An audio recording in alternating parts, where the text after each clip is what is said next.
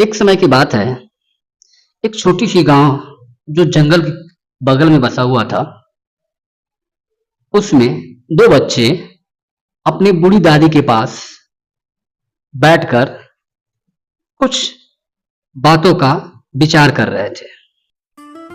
दादी उन्हें घर के बगल में ही एक बगीचा था जिसमें एक बूढ़ा पेड़ था, उसके बारे में बता रही थी कि कैसे उस पर एक चुड़ैल रहती है जो आसपास के लोगों को डराती है। जो भी उसका मजाक उड़ाता है वह उसके पीछे पड़ जाती है और जब तक उसका मौत नहीं करती है तब तक वो आराम से नहीं बैठती है।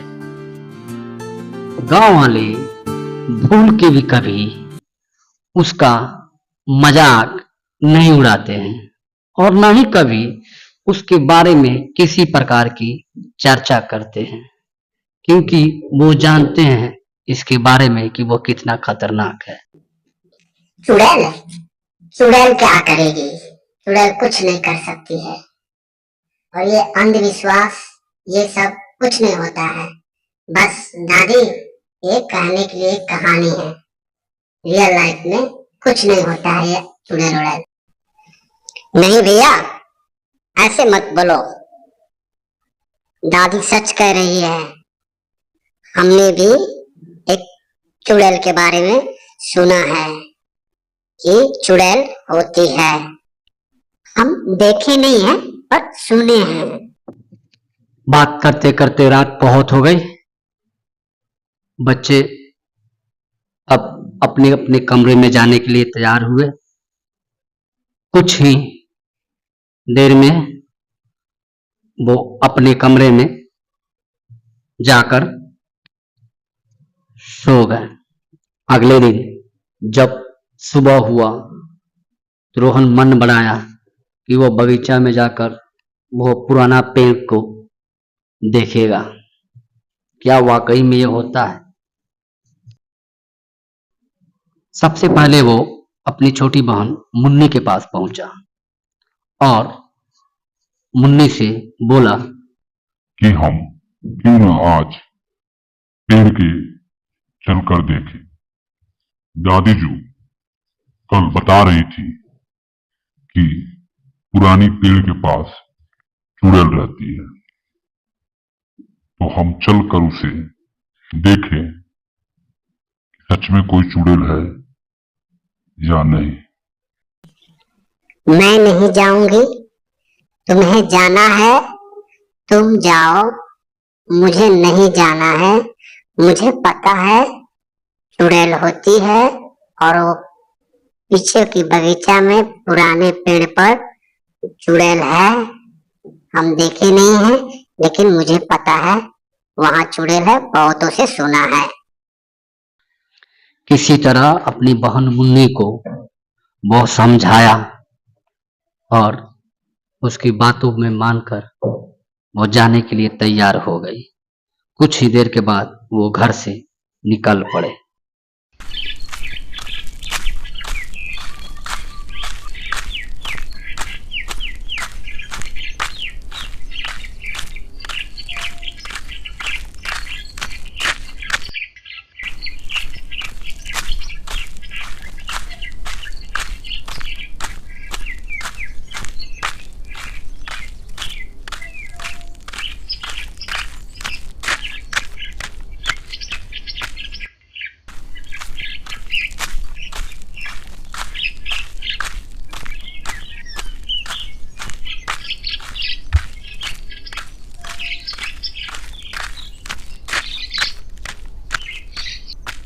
कुछ देर चलने के बाद वो उसी पेड़ के पास पहुंच जाते हैं।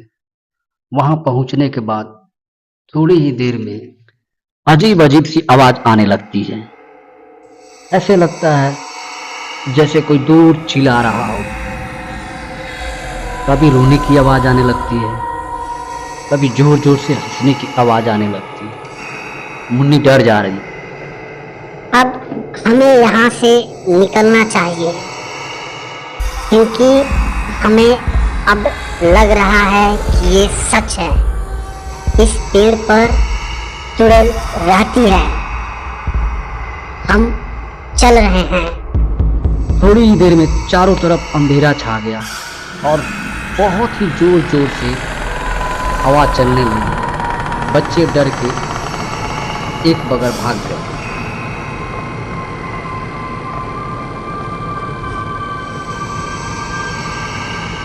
थोड़ी ही देर में आसमान से चुड़ैल प्रकट होती है और जोर जोर से हंसने लगती है। इसकी हंसी देखकर बच्चे डर जाते हैं। तुमने मेरा मजाक उड़ाया है। हम तुझे जिंदा नहीं छोड़ेंगे। तुम बहुत ही मुझे तंग किए हो। इस गलती की सजा तुझे मिलनी चाहिए। बच्चे सोचने लगे अब हम क्या करें। तभी उनके मन में एक ख्याल आया। दादी बोली थी कि चुड़ैल जब भी किसी से बदला लेती है, उसे प्यार से उस बात से माफी मांग लेने पर चुड़ैल दिल की बहुत साफ है। वह तुरंत उन्हें माफ कर देती है। वो बुरी नहीं है, लेकिन जो मजाक उड़ाता है उससे वह जिंदा नहीं छोड़ती है।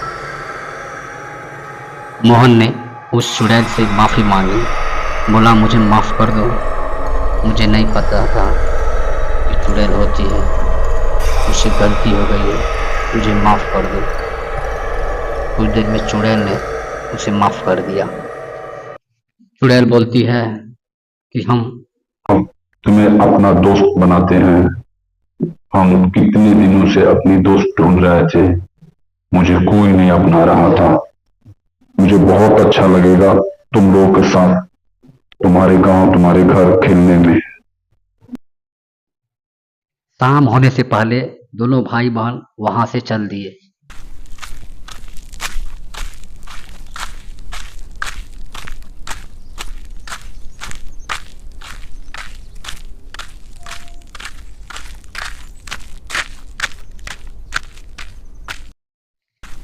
शाम होने से पहले उन्हें अपने घर पहुंचना था।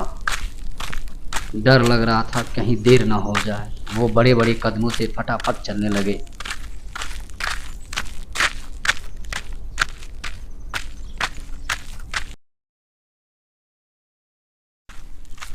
कुछ ही देर में वो गांव पहुंच गए और अपने घर प्रवेश कर लिए।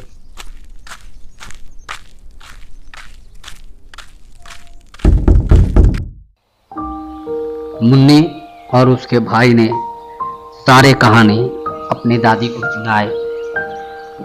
दादी सुनकर बहुत ही खुश हुई। बोली ठीक है, अपने खास दोस्त को तुम लोग ध्यान रखना और इस गांव में फिर से खुशी का माहौल बनाना। इस बात के फैसला से गांव वाले भी बहुत खुश थे कि सच्चाई सामने आई। इस कहानी से हमें ये सीख मिलती है कि बिना किसी के बारे में जाने सोचे समझे हमें उसे कुछ नहीं बोलना चाहिए। ये कहानी सिर्फ मनोरंजन के लिए बनाया जाता है। कोई भी घटना कहानी से पात्र नहीं है। पूरा वीडियो देखने के लिए आपका बहुत बहुत धन्यवाद।